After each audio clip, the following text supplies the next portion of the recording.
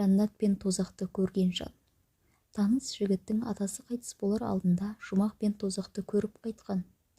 Бірде оразы уақытында кешкісін бір сыйлас бауырымыздың үйіне 4-5 адам ауызашарға бардық. Одан соң үй иесі Бекмұрат бауырымыз бен келіннің қызды болсақ деген тілектеріне жақсылап дұға жасадық. Кейін тарауық намазының ортасында демалыста Данияр бауырымыздың басына өткен оқиғасын естіп қайран қалдық. Қайын жұртым елдің батысы ырғыз жақтан деп бастады әңгімесін Данияр. Қайын атам ауырып, үйдегі келіндеріңіз ол кісінің апа-сіңлілері мен бажалар, ағайын туған барып көңіл сұрап жатырмыз. Атамыздың тілі байланып сөйлеуден қалған. Алланың қалауымен бір күні ұлы мен қыздарының анасына аузы мұрны шайғысы келетін ишаратпен ымдап көрсетеді.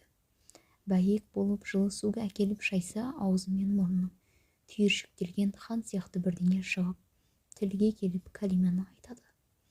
Мен намазда болып, ата тіліңізді кәлимаға келтіріп қойсаңшы деп ұстаздардан естігенімді бұрын да айта беретін едім. Атамыз тілге келіп, жақын жердегі қыздарын шақыртып, байыппен осы уақытта басынан өткенін айта бастады. Енді сол кісінің атынан баяндайық. Атамыз айтады, 2 жігіт келіп, қолтығымнан алды да, аспанға көтеріле бастадық. Төсекте жатқан өзімді бәрін де көріп барамын. Қалықтап кетіп барамыз. Жер титімдей болды. Тіпті тарыдай болмай, көзден ғайып болды. Әйтеуір дегенде бір жерге келдік. Екеуі бір есікті ашып еді. Жанымда рахатқа бөлетін бір керемет иісті сездім. Кеткім келмейді ана жерден. Бірақ келесі есікке жетелеп апарып ашып қалып еді. Бірінші жерден кейін бір орташа жақсылығы мен жамандығы аралас қиындығы шыдауға болатын мекен екен. Онан 3-ші есікке келдік. Ашыла салғанда сондай мүңкіген сасық иіс бүкіл тынысымды алып, жан айқайы шығып шыңғырған дауыстарда есім кетіп, 2 есікке кіргізбеді. Енді осы жер мекенім болады мекен деп жылап жалына бастадым. Я жаратушым, мендей қолымды кешірші, кешірші, кешірші деп жалындым. Сонан соң сол жерде мұның әлі күнгі біткен жоқ. Жерге қайтарыңдар деген бұйрық келді. Қасымдағы 2 сапарласым қайта қолтықтады да жөнелді. Кетіп бара жатып көзім шалғаны сол есіктерді адамдар кезекте тұр екен. Өз үйім, өлең төсегім, бала шаға. Енді келіңдер, сендердің айтарым сол. Мен көп уақытқа келмедім-ау. Мынау айықпас дерт екені белгілі ғой. Сендер көрмей тұрған артымдағы екеу осының бәрін айт деп тұр. Сендерге жеткіздім, енді дайындалыңдар. Данияр, естігенімізден бәріміз есіміз кетіп, дайындықпен қаммен. Біреуіміз мала, екіншіміз қажет заттарды қамдаумен кеттік. 3-ші күн дегенде атамыз қасымызда отырған қыздарын шақырып, ал енді мен қайттым. Аллаға аманат. Бақыл болыңдар. Қорықпай, ашық қалған көздеріңді жауып, ақтап шығарып салыңдар, деп Алла берген жанын тапсырды. Жаназа, жоқтау, жерлеу бәрі өтті. Атамның өмірінің соңында тілін кәлимаға келтіріп, періштелер жіберіп, бәріміз баратын жақты көрсетіп, артында қалып бара жатқан жандарға мұғжиза көрсетуінің себебі неде екен?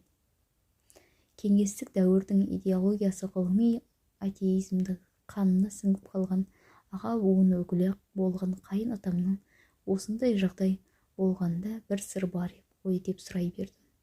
Сөйтсем, шынымен де атам жарықтықтың үнемі жасайтын бір сауапты амалы бар екен. Ол кісі көлікпен келе жатып жолда қалып қойған мүсәпір қазақсың ғой, орыс не басқа ұлтсың, ішіп алғансың деп қарамай, үйіне әкеліп тамақтандырып, жуындырып қонайтын, жайын даярлап, таңғы ас пен жол қаражатын беріп шығарып салады екен. Міне, жол жар салып, рия қылмай, ізгі амал жасап жүрген құлын Алла көруші. Осылай да болады екен. мұғжизаларды, сахабалар мен ізгі халифалардың табиғаттарына амалдары айтылса, енді олар ұлылар, Алланың сүйген құлдары, олардың иман беріктерімен салыстыру қайда? Біз бір әлсіз пендеміз ғой, деп сынаққа сылтау іздей бастаймыз. Ал енді осы заманда қасымыздағы бауырымыздың қайын жұртында болған оқиға бізді ойландыра ма? Әңгімеміздің соңында миллиардер Стив Джобстың өмірден өтер кезінде өкініш сөздерін жаза кетуді жөн көріп отырмын. Мен іскерлік әлемде өз шыңымды бағындырдым. Сырт көз менің өмірімді жетістіктің мәні секілді қабылдады.